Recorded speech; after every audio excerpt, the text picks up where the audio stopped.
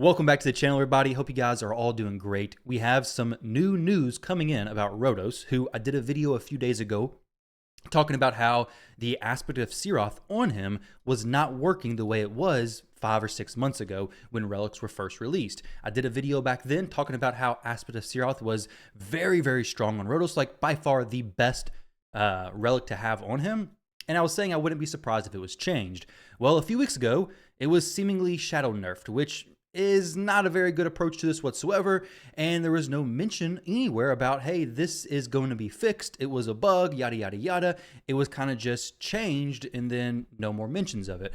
Well, we did get an official update on the Raid Digest saying the aspect of Tshirt relic prevents the activation of Rotos the Lost Groom Spurn of Oblivion skill when receiving fatal damage. We will fix this in the next release. So basically, the way the aspect of Tshirt was working is the correct way for it to be working, which is awesome. I'm glad they finally addressed that and are going to fix it.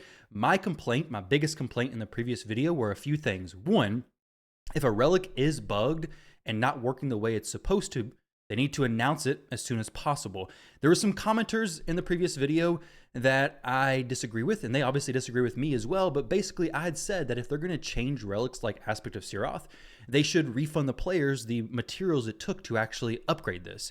Well, the argument was that if you're taking advantage of a bugged relic, then you don't deserve a refund.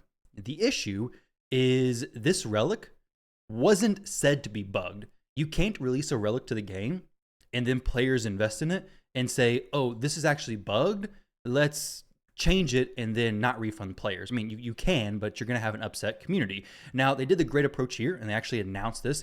I honestly wish they would have done this a week or two ago before players either made the decision to stop investing into aspect of Tshirt or something different. Who knows? Or wondering why their Rotos was not working the way it was supposed to be. They're watching my videos or other content creators' videos with Rotos going crazy and insane, and their Rotos is just getting his turn meter reduced and no extra turns. But ultimately, I'm glad they had made this announcement. The only complaint is that I wish it would have came a little bit sooner when players started noticing it. Just because everybody's not noticing it and it's not like a game-breaking bug, I think it's still the best thing to do is to announce it. I know there were several community managers apparently talking with other people. I think the Reddit mods had some communications, and basically they knew that it was in a certain situation, but there was no, that I know of, official announcement. But either way, it's going to be reverted back to it was originally, so Rotos once again will be overpowered with the aspect of Tshirt, which, whether that's the right way to have it from the beginning, I have no clue, but that's where it's at. That's how he is, and he is a monster of a champion. But we have some other interesting things in this Raid Digest as well to talk about, specifically the live arena matchmaking, which live arena matchmaking has been quite horrendous, honestly. Basically, the strategy is to push up as high as possible, as quickly as possible, and then just be matched up with very low accounts, because the matchmaking only looks for players within a certain threshold, and then if it can't find them, it just like expands it massively to very low players, and you probably have experienced it yourself queuing up, and then you're getting matched up with players like Crypto who are 30,000 points ahead of you or something crazy like that. But now, with the start of the next live arena season, we'll be rolling out some updates to the points and matchmaking. The first change is that the number of season points gained or lost in a battle will be adjusted. It'll depend on the point gap between you and your opponent. To put it briefly, when defeating considerably weaker opponents, you'll get fewer points. When losing a battle to a much higher ranked player, you'll lose fewer points. So it seems like if you're defeating a player higher, do you get more points for that? Or is it just you only get less if you do defeat somebody lower? Which isn't necessarily a huge deal, though. I mean, I guess I don't know. I'm really not sure which the best way to go about this is, but this is a change, and I would love to see how it's implemented. I guess it's best to make small changes versus just massive changes. You can better see how things come out. But I guess it's going to be 9 points for a win. You lose 3 points for a loss. But if you are losing to a low-ranked player, then I guess we'll still lose 3. But if you're winning versus a low player, then maybe you only gain 3. So you're going to climb a lot slower. So maybe this is going to keep those players at the top, like top 100, a little bit closer in points to help them with matchmaking overall, which could be awesome. If you're not having players just massive blast off, then you'll be more easily match made with those top 100 players, because it seems like once you get to like the top 30, up there, it becomes you're matchmaking with players outside of the top 100.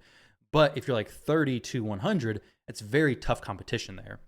The second change is that we're improving the matchmaking system of live arena seasons to decrease the chances of a match between accounts with a considerable difference in season points. This is awesome. There was times where I was pushing and I knew somebody else who had similar points to me was queuing up the exact same time in the same window, and instead I was being matched with somebody with like 30 season points when I had either hundreds or thousands. All the details are coming next week in the corresponding in-game news. So the next live arena season, when's it going to be starting? This next one, I probably won't push very hard. Maybe I do some pushing on stream. I'll have to see. But Faction Wars is taking up a lot of my current focus, so we'll see. Definitely want to prioritize Faction Wars, though. So speaking of Faction Wars, we have some information here on the hard Faction Wars and manipulate buff or debuff duration. Basically what it says is decreasing bomb durations or the detonation countdown doesn't count. The exploding stuff, so like activating poisons, activating HP burns, those things don't count. The other nuance you probably need to know about is the challenge. About the challenge is that it counts the number of effects triggered, decrease/increase duration, or decrease/increase cooldown, not by how many turns the effect manipulated, buffs or debuffs or skills. Okay, so for example, if there are 5 champions in a battle, each one has 2 debuffs. When you increase the duration of all debuffs, it might seem like you'll get 10 ticks of progress, but what actually counts toward the challenge is the number of successfully triggered effects. Okay, in this example, triggered on 5 champions, that means 5 successful procs, which equals 5 points of challenge progress. Interesting. This is the same for reducing or increasing skill cooldowns. So now we have some other bug mentions that are probably less relevant or less obvious, but let's see what they are in case it's anything, similar to the Roto stuff. There's a nasty bug that causes siege preset slots for the defense team to disappear after deleting the preset that was assigned to the slot. The fix is planned for the nearest release. In the meantime, feel free to reach out to support team. Okay, so I guess if you have a siege team set up and you delete your arena preset, I guess it disappears, the team disappears. I'm not sure. I haven't had the issue, but it's apparently going to be fixed. After reaching Silver, Gold, or Platinum Clan League, players get the same notification repeatedly every time they visit the clan window. Congratulations! It should only be shown once. The bug will be fixed on one of the next releases. Cool. So basically, if you're in a clan where you constantly get congratulated for opening your clan menu, that won't be happening. So sorry for you guys who don't get to see the congratulations message anymore, but it's probably a welcome change. Either way, I might need to claim some of these, buy some of these, but ultimately, the Rotos change is good. I'm glad they made that announcement. Very happy to see that. Yeah, I just hope that in the future, if a relic is bugged, they can make an announcement as soon as possible so that we know, hey, this is a bug. This version is a bug. It's going to be changed. Like I said in my very first video, though, I wouldn't be surprised if Rotos was changed to where this didn't work with him, because I think Aspect of Sephiroth on Rotos is very strong. You have a champion who's already an amazing champion, who now has like an amazing blessing, which is okay. It's good for him to be strong, but then this makes him even crazier, which if it's the way it's going to be, there's other champions who are much more insane, but it just seemed like a strange interaction to have with him.